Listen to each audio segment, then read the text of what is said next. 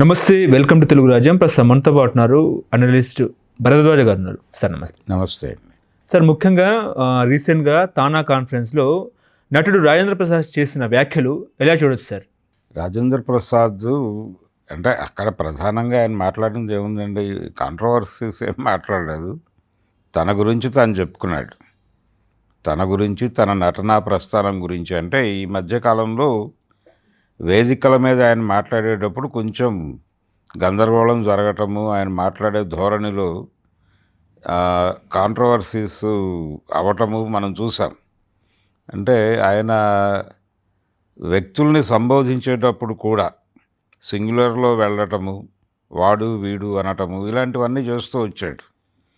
ఈ క్రమంలో, ఈ ప్రాసెస్లో కొన్ని బూతులు వాడటం కూడా చేశాడు ఆయన. ఈ రకమైనటువంటి వ్యవహారం బాగా కాంట్రవర్సీ అయిపోయి ఇష్టం వచ్చినట్టు మాట్లాడేస్తున్నాడు, ఇతను మితిమీరి మాట్లాడుతున్నాడు అని తీవ్రస్థాయిలో, పర్టికులర్గా షష్ఠి పూర్తి తర్వాత జరిగినటువంటి 2-3 ఈవెంట్స్లో ఆ ధోరణి నడిచింది ఆయనది. అలాగే ఎవరికి గౌరవం ఇవ్వటం లేదు వేదిక మీద, ఎవరిని పడితే వాళ్ళని ఎలా పడితే అలా మాట్లాడుతున్నాడు అనేది తీవ్రమైన క్రిటిసిజం వచ్చిన తర్వాత ఆయనే ఆత్మవిమర్శ చేసుకుని సారీ చెప్పి నేను ఇలా మాట్లాడను అని చెబుతూ ఒక ప్రామిస్ చేశాడు ప్రపంచానికి. ఆయన ఏమంటాడంటే, నేను ఎవరి గురించి సింగులర్లో కూడా మాట్లాడను, రామారావు గారి పద్ధతి పాటిస్తాను అని చెప్పాడు. రామారావు గారి పద్ధతి అంటే ఆయన ఉద్దేశం ఏంటి, ఆయన ఎవరినైనా మీరు అనేవాడు, ఎవరినైనా గౌరవప్రదంగానే మాట్లాడేవాడు. సింగులర్లో ఎవరిని సంబోధించేవాడు కాదు, నువ్వు అనే మాట ఎప్పుడు వచ్చేది కాదు ఆయనకి. మీరు అనే మాట్లాడేవారు ఎవరితోనైనా సరే. అవతల వాళ్ళు తనకంటే పెద్దవాళ్ళైనా చిన్నవాళ్ళైనా మీరు అనే మాట్లాడేవాడు. ఆ పద్ధతిని నేను పాటిస్తాను అని చెప్పాడు రాజేంద్ర ప్రసాద్. చెప్పాడు.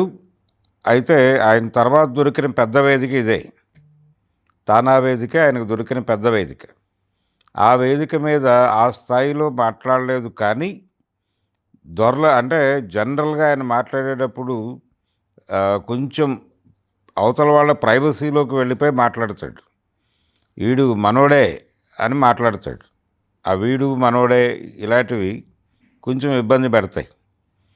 అలాగే ఇందులో కూడా చిరంజీవి మీద ఆయన ఏదో కామెంట్ చేశాడు అనేది బయట ప్రచారం జరుగుతోంది. కామెంట్ ఏం కాదు, నా తర్వాత బ్యాచ్లో చిరంజీవి ఉన్నాడు అన్నాడు. నా ముందు బ్యాచ్లో రజనీకాంత్ ఉన్నాడు, నా తర్వాత బ్యాచ్లో చిరంజీవి ఉన్నాడు అని మాట్లాడాడు సింగులర్లో. అది కొంచెం జనాలు పట్టుకున్నారు మళ్ళీ. అంతకు మించి నిజానికి చిరంజీవికి ఒక రకంగా గురువు రాజేంద్ర ప్రసాద్. ఏది ఫిల్మ్ ఇన్స్టిట్యూట్లో వాళ్ళు చదువుకున్నప్పుడు ఇతను 77కే సినిమాల్లోకి వచ్చేసాడు. అంటే చిరంజీవి కంటే సీనియర్. చిరంజీవి 78లో రిలీజ్ అయినటువంటి ప్రాణం ఖరీదులో హీరోగా నటిస్తే, హీరో కూడా కాదు, అది చిన్న పాత్రే. చంద్రమోహన్ హీరో యాక్చువల్గా ఆ సినిమాలో. అయితే రాజేంద్ర ప్రసాద్ 77లో వచ్చినటువంటి స్నేహం సినిమాలోనే నటించాడు. స్నేహం సినిమాలో కొంచెం విలన్ షేడ్స్ ఉన్నటువంటి క్యారెక్టర్ చేశాడు అతను. అలా ఫిల్మ్ ఇన్స్టిట్యూట్లో మైమ్ ఆర్టిస్ట్ అతను. ఈ మైమ్ చిరంజీవికి నేర్పించింది రాజేంద్ర ప్రసాదే. కాబట్టి ఇన్స్టిట్యూట్ వైజ్గా చూస్తే చిరంజీవికి గురువు కూడా రాజేంద్ర ప్రసాద్. అలాగే ఇండస్ట్రీలో సీనియర్, 1 ఇయర్ సీనియర్. కాబట్టి ఆ చొరవతో ఏదో అనేసి ఉంటాడు సింగులర్గా అని కొంతమంది సర్దుకుపోయారు. కానీ ప్రస్తుతం ఆయనకున్న స్థాయి వీటి రీత్యా అలా అని ఉండకుండా ఉంటే బాగుండేది అని మళ్ళీ మొదలైంది. కాకపోతే ఆ మధ్య ఇక్కడ హైదరాబాదులో జరిగినటువంటి వివిధ ఈవెంట్స్లో ఆయన మాట్లాడిన ధోరణికి ఈ ధోరణి అంటే కొంచెం తగ్గాడు, కంట్రోల్ అయ్యాడు. తొందరపాటు వ్యాఖ్యలు చేయటము, వాడు వీడు అనటము, అలాగే వేదిక మీద బూతులు వాడటము, ఇలాంటివి జరగలేదు. ఆ మేరకు రాజేంద్ర ప్రసాద్ని అభినందించాలి. కానీ ఇటీవల ఆయన డేవిడ్ వారన్ మీద చేసిన వ్యాఖ్యలు కానీ, అదేవిధంగా అలీ మీద చేసిన వ్యాఖ్యలు కానీ, ఇటు సమాజంలో కూడా కొంత మైనారిటీ వర్గం కూడా భగ్గుమన్న పరిస్థితి. సో దాన్ని తను దృష్టిలో పెట్టుకొని అలాంటి వ్యాఖ్యలు కూడా చేయలేదని అనుకోవచ్చు. డేవిడ్ వార్ని అన్నాడు, అలీని అదే బూతులు మాట్లాడేశాడు. అవును, ఆ బూతులు మాట్లాడుతూ అన్నాడు ఆయన. సంబోధించడం. లకారాన్ని సంబోధించాడు. అవును, లకారమే. లకారం ఇతన్ని సంబోధించాడు, అలీని. ఉమ్. అతన్ని ఇంకోలా మాట్లాడాడు డేవిడ్ వార్నర్. ఆ మాట్లాడే ధోరణిలో అంటే అవతల వాళ్ళు తనకు చాలా దగ్గర, సన్నిహితము. అంటే ఇది ఎలా తయారైందంటే చాలా సందర్భాల్లో తండ్రులు పిల్లల్ని కూడా అలాగే సంబోధిస్తారు. అలా సంబోధించాను తప్ప నాకు వేరే ఉద్దేశాలు ఏవీ లేవు అని తర్వాత వివరణ ఇచ్చుకున్నాడు. ఎస్వి కృష్ణారెడ్డి గారి బర్త్డే ఈవెంట్లో జరిగినటువంటి సందర్భంగా ఆయన మాట్లాడాడు అది అలీ గురించి అలా మాట్లాడటం మీద అలీ కూడా వివరణ ఇచ్చాడు. నేనేం ఫీల్ అవ్వట్లేదు, ఏదో పెద్దోడు అలా అనేసాడు, పర్వాలేదు అనే పద్ధతిలో అతను తన వైపు నుంచి ఒక వివరణ ఇచ్చాడు. అది అయిపోయిన తర్వాత అలీ గురించి ఆయన మాట్లాడింది వివాదాస్పదం అయిన తర్వాతే వివరణ ఇచ్చుకున్నాడు. నేను భవిష్యత్తులో ఇలా మాట్లాడను, మీరు అనే మాట్లాడతాను, ఎవరిని కూడా ఏ రకంగా నొప్పించి అంటే వాళ్ళతో ఉన్నటువంటి సాన్నిహిత్యం రీత్యా నేను ఏదో మాట్లాడేశాను కానీ ఇక ముందు మాట్లాడనని చెప్పి ఒక కన్ఫెషన్ స్టేట్మెంట్ ఇచ్చాడు రాజేంద్ర ప్రసాద్. అయితే ఆ కన్ఫెషన్కి కొంతమేరకు నిలబడ్డాడు అనేది మనకు తానా సభలో అర్థమైంది. బూతులు వాడలేదు ఆయన, బూతులు వాడలేదు కానీ అక్కడ కూడా కొంచెం సింగులర్లో వెళ్ళాడు.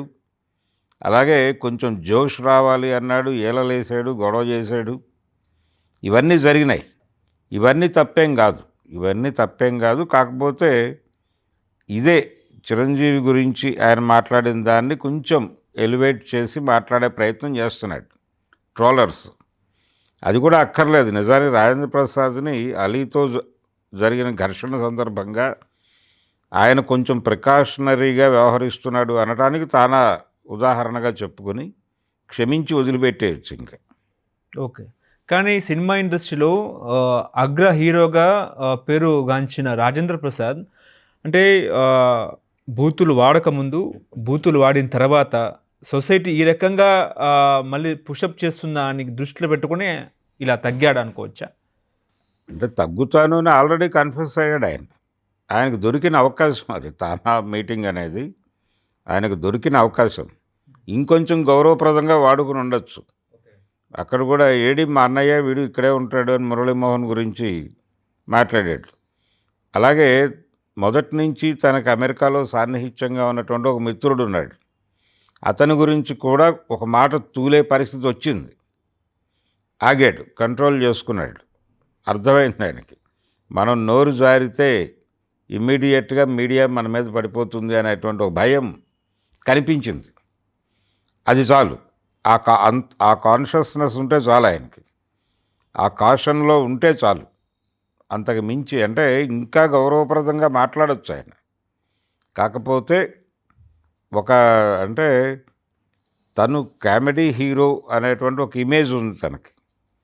ఆ ఇమేజ్ మీద తనకు చాలా విషయాలు తెలుసు అనేటువంటి విషయం మీద ఎక్కువ స్ట్రెస్ ఇచ్చి వ్యవహరిస్తూ ఉంటాడు వేదికల మీద ఆయన. అందువలన వచ్చిన గొడవ ఇది. అందుకని అలా గతంలో నోరు జారటానికి కారణం కూడా అదే. ఇప్పుడు కూడా జారి ఉండేవాడే ఆయన. జారటానికి చాలా అవకాశాలు, చాలా దారులు దొరికినప్పటికీ ఆగాడు. తనని తాను కంట్రోల్ చేసుకున్నాడు. ఇలాగే వెళ్ళండి, ఇంతకంటే ఇంకా గౌరవప్రదంగా వ్యవహరించండి, ఇది బాగానే ఉంది, ఇంకా హుందాగా వ్యవహరించవచ్చు, కొంచెం ఆ దిశగా అడుగులు వేస్తే బాగుంటుంది. ఆయన ఈ రకమైన ఇబ్బంది కూడా ఎదురుకాకుండా చూసుకోవాలి. అంటే కూతురు చనిపోయిన డిప్రెషన్లో ఉండి ఆయన ఇలాంటి వ్యాఖ్యలు కూడా. కూతురు చనిపోయిన డిప్రెషన్ ఏం కాదు. అలీ మీద కామెంట్ చేసినప్పుడు ఆ మాట వచ్చింది కానీ అదేం కాదు. అవన్నీ అయిపోయినాయి. అప్పటికి అవన్నీ అయిపోయే ఆయన జోష్లోనే ఉన్నాడు. ఆ జోష్లో ఉండి మాట్లాడిన మాట అది. ఆయనకు డిప్రెషన్లో కాదు. ఆయన డిప్రెసివ్ మూడ్లో ఉంటే అలా మాట్లాడు. ఎవరైనా సరే, ఆయనే కాదు, ఎవరైనా సరే డిప్రెషన్లో ఉన్నప్పుడు మాట్లాడే ధోరణి వేరు. కూతురు చనిపోయింది, ఏదో బాధలో ఉన్నాడు, ఇలా మాట్లాడాడు అని ఆయన సర్దుకున్నాడు. అలీ సర్దుకోవడానికి అవకాశం ఉంది కానీ రాజేంద్ర ప్రసాద్కి అది ఎక్స్క్యూజ్ కాదు. కానీ ఎందుకు సార్ సినిమా హీరోలు తెర ముందు ఒక విధంగా మాట్లాడతారు, తెర వెనుక ఎందుకు ఇలా మాట్లాడతారు అంటే ఏం చెప్తారు? అంటే తెర మీద వాళ్ళు పాత్రలో ఉంటారు.